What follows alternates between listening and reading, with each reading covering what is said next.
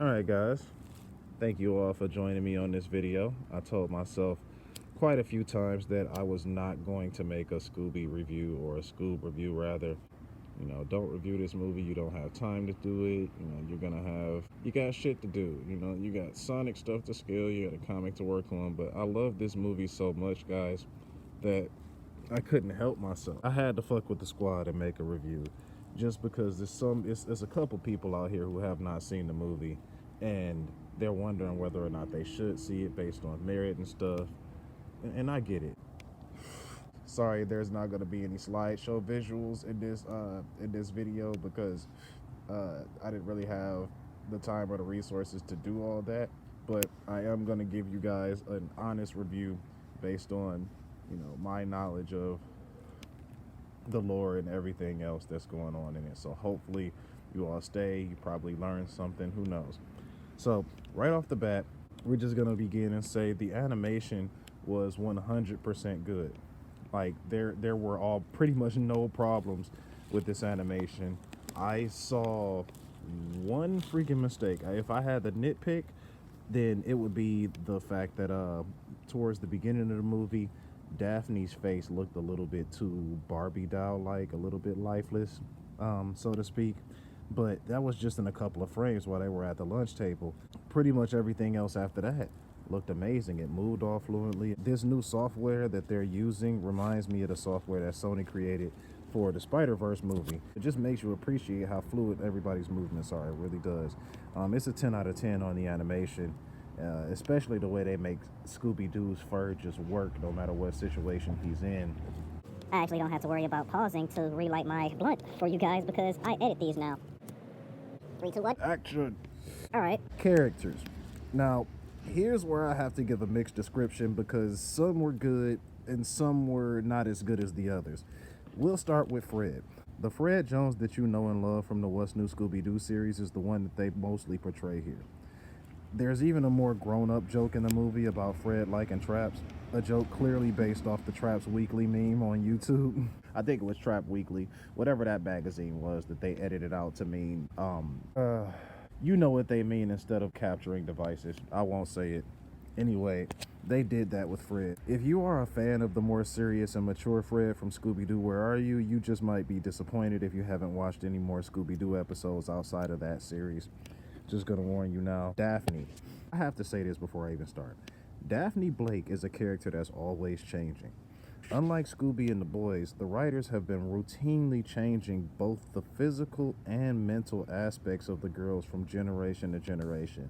This happens in just about every reboot they get, undoubtedly because they want to pull the girls as far away from the damsel in distress trope as possible, especially Daphne. Ever since the first live-action Scooby-Doo movie, it kind of became common practice to see Daphne practicing martial arts. Long-time watchers know what I'm talking about. Well, this Daphne is a bit more faithful to her Scooby-Doo Where Are You counterpart. The writers took up a different route, making Daphne the group empath. She just can't stand to see others suffering, you know what I mean? That type of character. The character that kind of just dives in to make things right, even if it seems like she shouldn't sometimes. But they did borrow her rocky relationship with her father from What's New Scooby-Doo, who is an alcoholic in this movie. You didn't know that. That was hinted at in the trailer. Velma.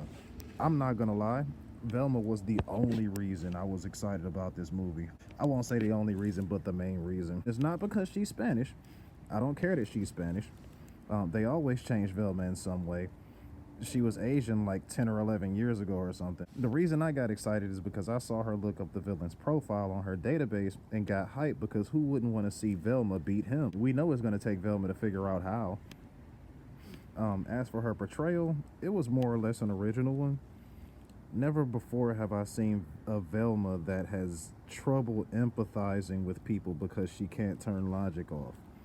And it was also a fresh take to see her lose focus and just drool over science, because Velma rarely ever loses focus. We'll continue on to Shaggy. Now, I want to like this character as much as I can, but man, I can tell exactly why Matthew Lillard is pissed off about not being called for this role. Because, man, this Shaggy voice actor came up so short. Like, every single line Shaggy spoke would have been 10 times better if Matthew had said them. That being said, story-wise, as far as everything goes, it's pretty hard to mess up Shaggy. Everything else pretty much fit him like a glove that they wrote for him. The appetite, the cowardice, all of that stuff is there. And I think the biggest change outside of his voice is that they don't have to drag him along like they used to in the other versions. Scooby-Doo. I don't know what his voice actor is doing, but he's still in his rookie state and it shows. Scooby's signature speech impediment is messed up. Which sounds weird. I know.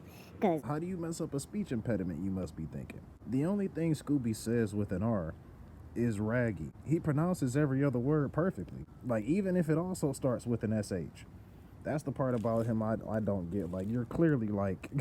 You're clearly a rookie at this, bro. And is it just me, or does he have the same exact voice as a puppy as he does when he's an adult? They definitely could have tried harder there. Like, somebody should have watched a few more episodes of a pup named Scooby-Doo before recording his lines. For a character arc, I love it, though.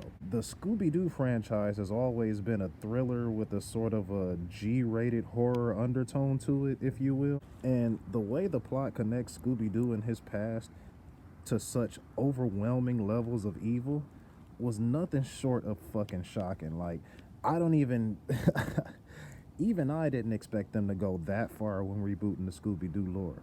Both he and Shaggy remind me most of their What's New Scooby-Doo counterparts. All in all, the characters get a 9 out of 10 for me. the plot. So the plot was good. This video is a non-spoiler, so I won't give any details. Well, I won't give that many details. But there were count them, just two woke plot points in the movie. Neither of them amused me, but it still wasn't enough to ruin the whole movie. The gang's been through some shit, but they've never fought stuff like this before. That's what I'm gonna say. They introduced more characters as well, although this guest villain's main protagonist didn't show up. That kind of made me salt. I was a little salty there. Still didn't ruin the movie, though. Once the plot starts, it doesn't drop. I had to pause to send text messages. It was that good. I didn't want to take my eyes away from the movie. They are undoubtedly world building with this movie.